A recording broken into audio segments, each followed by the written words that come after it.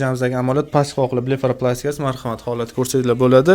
Bemorimizda 1 oy oldin yuqori qoqlarni operatsiya qilib bergandik. Ko'zlarimiz holatda umuman skladkalar yo'q edi. Orqa terilarni olib, tashqi burchaklarni ko'tarib, shunaqa simmetrichni chiroyli natija qilib berdik. Endi mana pastki qoqlarda ko'rsanglar, tak mana orqa terilar bor. Mimikani sal ko'rsatamiz. Mana ko'rib turibsizlar, ajinlar, chuqur ajinlar paydo bo'lgan orqa terilar hisobiga bularni olib beramiz hamda chiroyli natija qilib beramiz. Natijamizni kutib qolinglar. Juda xira bo'lib ana endi bo'ldi. Marhamat ko'rsanglar bo'ladi. Azizlar 2 hafta o'tdi operatsiyadan keyin ko'zlarimizning holati tak. Ko'rib turibsizlar, izlarimiz umuman sezilarsiz holatda, ozgina shishlarimiz saqlanib qolgan. Bu bor yo'g'i 2 haftalik natija.